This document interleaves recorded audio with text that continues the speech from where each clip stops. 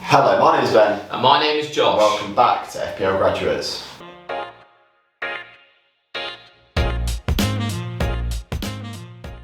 So it's the Game Week 9 review. We're going to take a look through our teams, see how we did, and look forward to the next game week. So how did you do this week? Hey, I start off pretty happy. It's not usual that I'm happy with my week. 78 points. A huge return for my team. Even with a couple of injuries, a couple of players not returning at all. But we start off with McCarthy in goal. Didn't keep the clean sheet, but still managed to get, was it 2 or 3 save points? And got himself into the bonus points. So managed to get a nice return of 7 points. We then had Cresswell, who got a clean sheet, played well, they looked solid, West Ham. Kilman, 2 points, I mean, not the end of the world. But Walker-Peters managed to get that single bonus point, which again, I'll massively take that. Justin came off my bench for Zaha, who obviously was in a period of isolation, so he came off the bench for 0 points, but you know what, we'll move with it. Into the midfield, now this is where, ridiculous.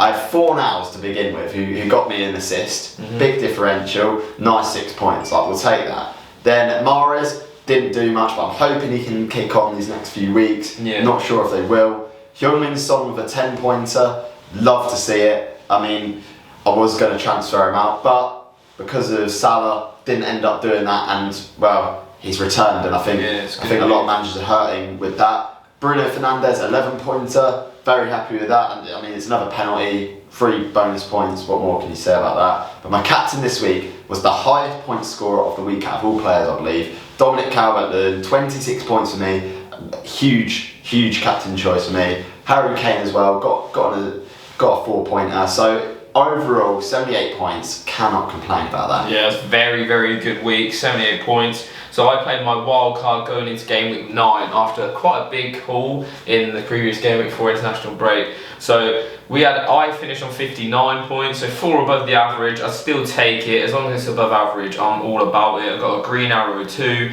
So like with Ben, I had McCarthy in goal, who was unlucky not to keep a clean sheet and was unlucky not to get 3 save points. He played very well at Southampton defence, and they were unlucky to concede. Had Reece James, who got 2 bonus points, which was fantastic. Cresswell with a bonus point, which was decent, because I know when they tweeted it, he actually didn't have any bonus points, so that was pretty good. Matt Targett, 0 points. I'm annoyed with that because I thought Villa would have done better against Brighton than what they did.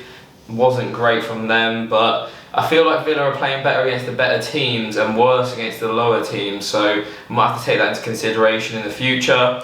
Vice captain Bruno, 11 points, which was really good. Standard Bruno, really. Ziyech, 3 points. That was really frustrating to see, considering they could have had so many goals, Chelsea, that game. And there was one where Werner scored and it was offside for a Ziyech assist. I just needed a little return, even if it was an assist. I'd have been happy there. But yeah, Ziyech with 3, Grealish 1, Mane with 3. How that guy didn't even score 2 goals in that game is beyond me. It was crazy.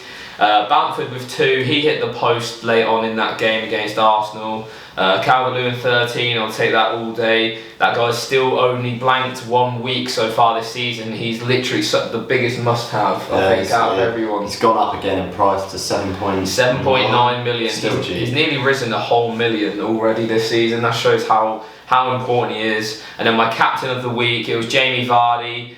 He obviously blanked. Leicester didn't really look threatening whatsoever in that game. It was a risk, but one that I thought would work, and even still, Jamie Vardy is going to be very useful through the next few weeks. A lot of stuff happened in that Liverpool-Leicester game. When you watch it as a FPL manager, you're like, how? Yeah, why? It was almost good for me to watch without having any Leicester or Liverpool players. I didn't think I'd have anything, but Justin could have got an assist. He could have scored.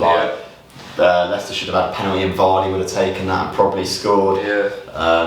There's lots of chances for Mane, and well, you know what? That's a risk to take if you're gonna bring in a player for a game like that where it's not really set in stone what the result's going to be. But yeah, should we have a look at what we're planning to do for the next week? Indeed, so I'll go first because I'm pretty boring and I'm probably not going to make any moves as I've just wildcarded, so there's no real reason to. The main person that I'll probably be looking to offload pretty soon is maybe Ziyech, just because of Chelsea's fixtures going forward. They're not the best, and He'd probably be. I can see him being one of those players that gets like maybe like 2 10-digit, double-digit hauls, and then he'll drop off for a couple of weeks. Do you know what I mean? Like, yeah, he gets lots of passes to assist. Yeah, exactly. So maybe him. Obviously, Salah's back now, so that's obviously in my mind. But I think I'm like 0.1 off of going from Mane to Salah, so it's a bit difficult. So what about you?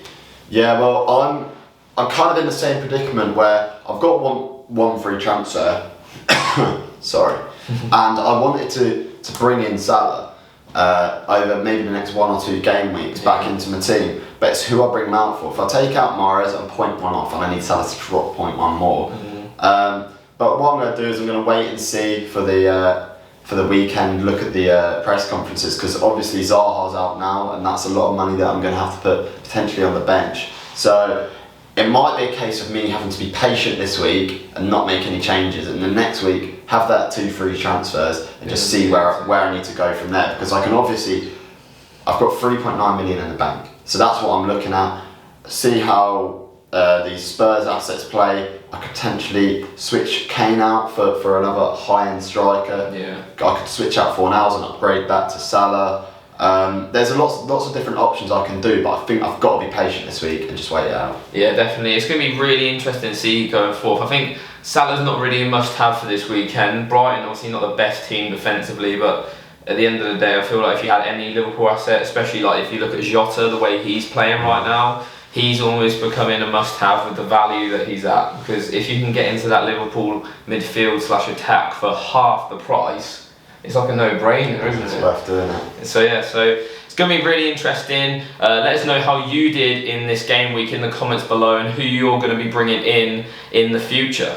Yeah, as always, please like, comment, subscribe, share it about, follow the Twitter, the TikTok, all that good stuff. I've been Ben. I've been Josh. And we'll see you later.